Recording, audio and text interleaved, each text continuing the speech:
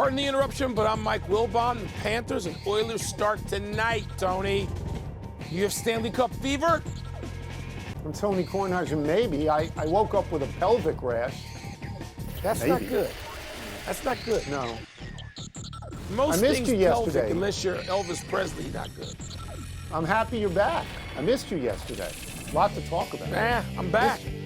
But we'll talk about it today. Don't worry about it. Welcome to PTI, boys and girls. In today's episode, the Knicks consider their next coach. The French Open semis are set, and John Buccigross joins us for 5 good minutes. But we begin today with the start of the Stanley Cup final tonight between Florida and Edmonton. We are not making picks here. We are dealing with a more amorphous question.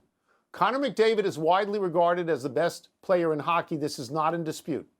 McDavid is 28 and in his 10th season. Wilbon, does McDavid need to win a cup to validate his greatness? Tony, I think he does. Simply because you look, I think it's fair to judge each sport very individually. You can look at baseball and there's somebody as great as maybe the greatest hitter of all time, Ted Williams, who didn't win. You look at basketball, we all know the names, right? Stockton, Malone, Ewing, Barkley, the great Elgin Baylor. You could put a team together that might be like dream team-like of guys who didn't win. But in the NHL, Tony, the greats have won. They've all seemed to have won. As a matter of fact, and I was just putting together a list of the greatest NHL players who havenent won. And it's Pavel Bure, Marcel Dion. Marcel Dion has 730 goals, my God, and didn't win. Jerome McGinley, Henrik Lundqvist, if you're talking about goaltenders, Joe Thornton, Adam Oates, your friend, maybe Paul Correa. But the greatest of the great, their names are etched on that cup. And Connor McDavid, I'm not going to put him yet ahead of Pavel Bure and Marcel Dion, but he's up there with them. And if he doesn't win, it's sort of unthinkable that he sort of is not, his name is not etched. So I'm going to say, yeah.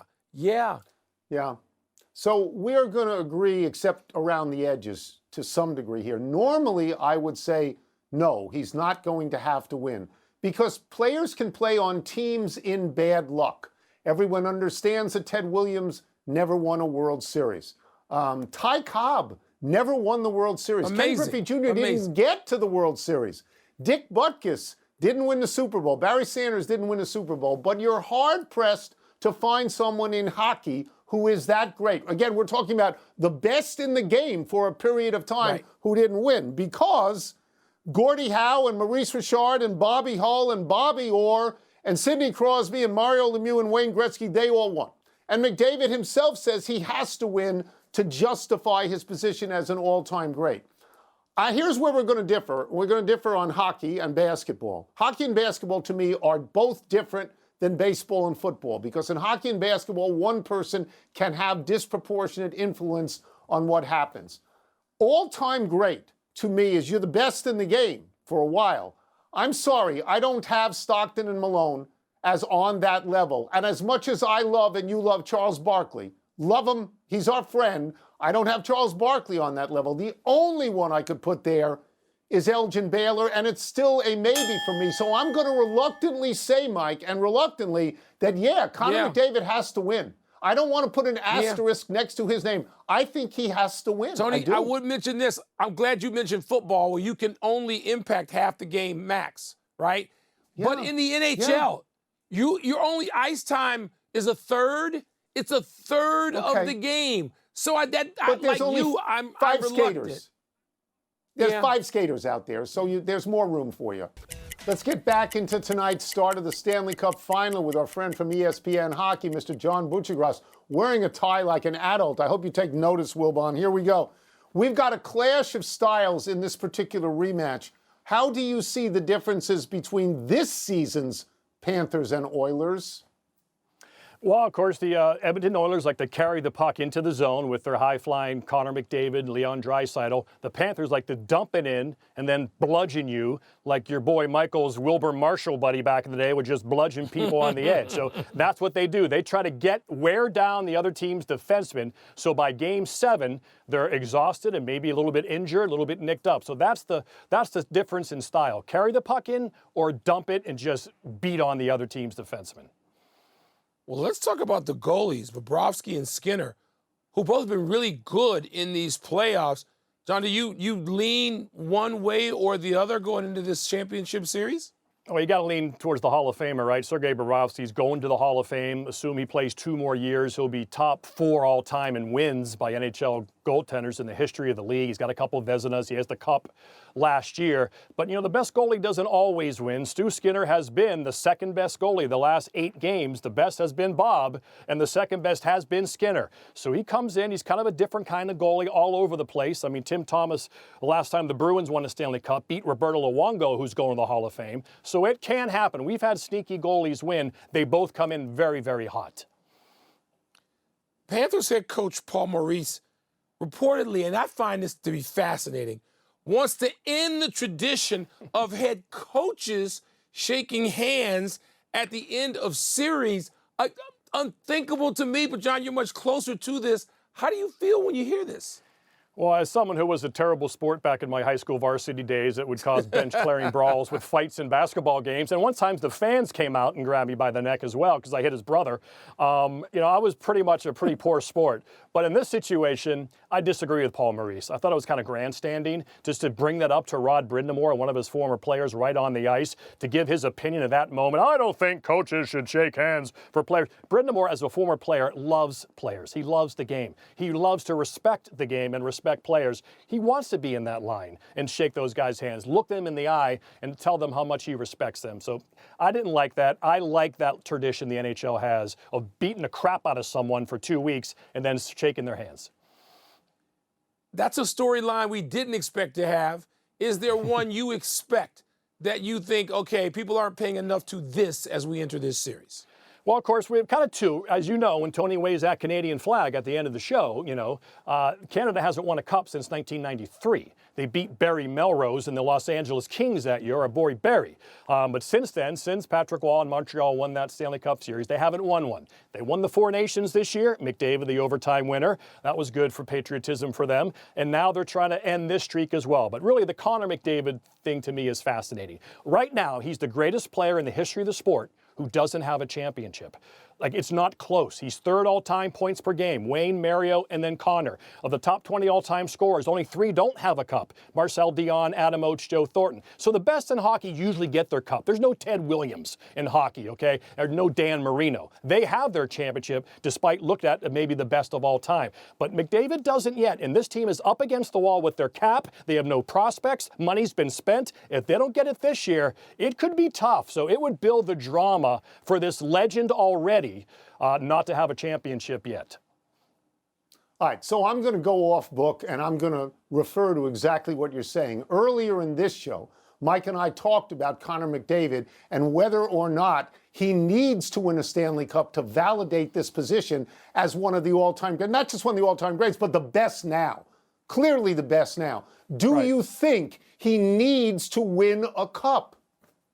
I don't. It's 20 guys. It's not 7 in basketball. It's not 10, 11, 12 in baseball if you count a couple pitchers each game. Although, you do play maybe a little more opportunity in hockey than baseball, but I don't. It's like I said, it's a lot of the time, it's right place, right time. And for him, he can only do so much. He only plays about 1/3 of the game. He doesn't play all the game. So I don't look at him that way. But I think he's healthy this year, unlike last year. Leon Draisaitl is healthy this year. And that's a different McDavid we've seen this postseason. That's why I believe, with their backs against the wall, how desperate they are as an organization, how desperate he is. That's why I think they get it done. I just think they have a touch more desperation than Florida. Good. I was going to ask you in 5 seconds or less, give us a winner, but you just did. Thank you, John. Thank you. In seven, John. Thank you. You bet. Look at this. Over the last 3 postseasons, the top 7 players in playoff points all come from both of these teams, with Connor McDavid, of course, leading the way. For much more on the matchup, here's Tony and Mike with PTI's bonus segment. All right, Wilbon, what is the biggest Stanley Cup final storyline? The Panthers trying to repeat, Connor McDavid winning, or a Canadian team winning the Cup? Well, Connor McDavid can take down 2 of those. Connor McDavid, if he wins, then the Canadian team gets the Cup. So it's Connor McDavid. It's Connor McDavid, Tony, because when you look at the history of the Stanley Cup and great players, the greatest players have won the Stanley Cup, and most of them won multiple times the Stanley Cup. And the list of guys, and this is what Connor McDavid's trying to remove himself from, is a list that includes Pavel Bure, Marcel Dion, Jerome McGinley, Henrik Lundqvist, the best dressed man in the history of sports television, Joe Thornton, your buddy Adam Oates, Paul Kariya. There's great players there. Those guys are not Gretzky and Lemieux and Orr and Howe and Hull, but it's quite a list. And so McDavid, who's the best player out there today, no one's arguing that. McDavid needs to have his name etched on that cup. And by doing that, he would also take Canada off the hook. It's Connor McDavid. Yeah. So no disrespect to all of those people that you have mentioned. They're all fine hockey players, Hall of Fame hockey players. They're not Connor McDavid. Connor McDavid is talked about as the best player in the game over a period of time now, a number of years. I mean, I think he's bigger than them, and I agree with you. If he gets his name on the cup, it validates all of that conversation. I sort of think that a Canadian team winning is a big deal. They haven't won since 1993.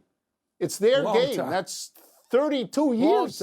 That's unbelievable. Yeah. Neither you nor I, following hockey as kids, would ever believe that a Canadian team, with all the Canadian teams that are out there, would not have won it all in 32 years. I think we are ignoring the sneaky storyline, and that is the Florida Panthers. If they win, they will have won 2 in a row and been to the Stanley Cup final 3 in a row, and they would be on the verge of being an actual dynasty.